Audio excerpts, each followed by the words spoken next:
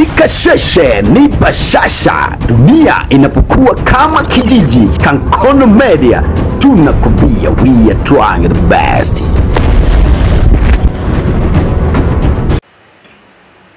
Obama asema hatua ya Trump kuzuia ufadhili wa Harvard sio halali. Rais wa zamani Barack Obama anapongeza uamuzi wa chuo kikuu cha Harvard kukataa matakwa ya ikulu White House ya kubadili sera zake au ikose ufadhili katika ujumbe wake wa kwanza kwenye mtandao wa kijamii kukosa utawala wa Trump tangu angalau siku ya kuapishwa.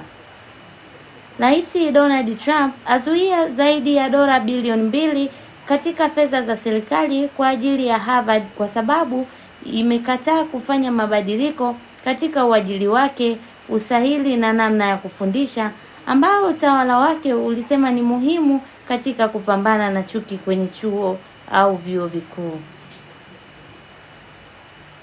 Obama, mwanafunzi wa chuo kikuu cha Harvard, alielezea kuhusu fedha hizo kuwa kinyume cha sheria.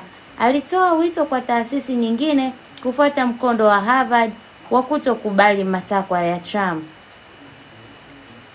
Kwa habari zaidi, usisahau kutufollow kwenye mitandao yetu ya kijamii Facebook, Instagram, TikTok na Thread. Pia usisahau kusubscribe ili kupata habari na kuwa wa kwanza kusikia habari hizi. Nikiripoti kutokea Kankono Media, Sylvia Firmon, Kankono Media, Songwe.